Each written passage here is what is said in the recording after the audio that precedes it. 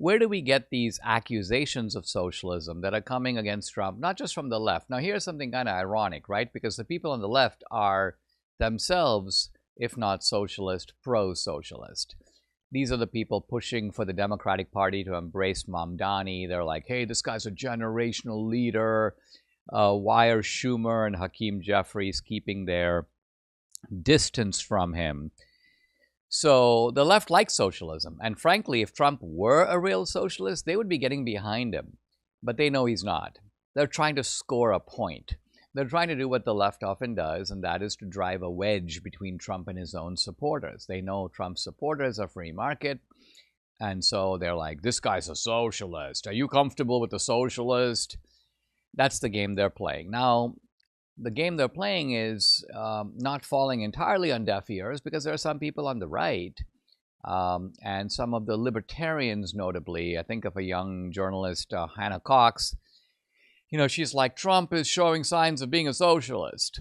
And now let's look at what this is all about. It's about Trump cutting a deal with a company, Intel, a computer chip company, in which Intel essentially cedes or gives up 10% of the company to the US government. Now, I admit this is a little bit strange, right? It's strange because we're not accustomed to companies doing this. We have governments that run operations. We have a private sector. The government and the private sector interact in all kinds of ways. Governments, for example, give money and grants to research universities. And sometimes those grants carry terms and conditions. And the government also makes contracts with private companies to do all kinds of things, defense contractors, private prisons. The government can hire a private group to manufacture certain things for the government, make school buses, to just take a wild example off the top of my head.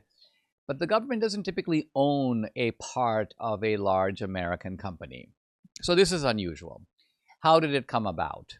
Well, it came about really as a deflection or as a kind of pirouette from the tariff discussion. Trump basically was imposing tariffs. Intel wanted to get around those tariffs. See, Intel can get around the tariffs by basically keeping its business in the United States. Intel doesn't want to do that.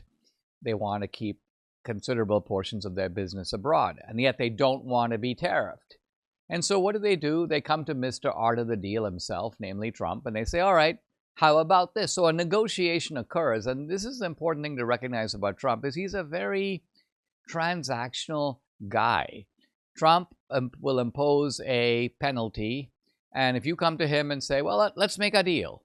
It's kind of like a guy in business, right? You owe him $10,000 and you can't pay, and you come up to him and say, listen, I don't want to have my car taken away or my house foreclosed on. How about if I give you $5 right now, and then I'll agree to give you the rest in installments, and I'll agree to pay you 3% interest. And Trump is like, okay, well, let's do it that way. This is not socialism. This is the actual opposite of socialism. This is called cutting a deal to make something work. And I think that's all that goes through Trump's mind. Trump, in a way, operates far more in the mechanics of getting things done than does he sit back and go, well, let me see. If the government owns 10% of Intel, you know, is that in conformity with Marx's Das Kapital? Is this something that the socialist writers of the 19th century talked about? No, they did not. I'll answer the question, even if Trump won't.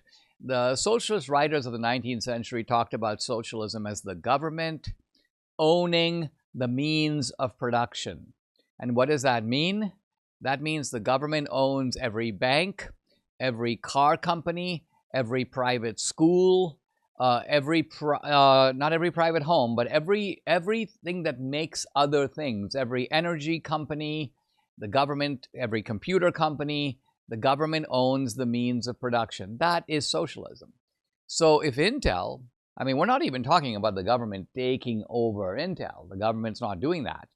The government's not even taking over a controlling share in Intel. The government owned 50% or 55%, then in effect, the US government is managing Intel. It's like a takeover. And by the way, we shouldn't be playing the innocent here. The US government has taken over not only companies, but whole industries. Now, they do it in very sneaky ways. But after the 2008 crash, there was a great government invasion of the banks and also of the financial services companies. Now, the government didn't take them over. It didn't take 10% of their profits. But it did establish far greater control over these companies. So the Intel transaction isn't all that strange given what happened under Obama. There was a great increase of government power over the sectors of not only banking and finance, but also energy. The government gets involved. They do it under some pretext. In this case, it's climate change. In that case, it's financial regulation.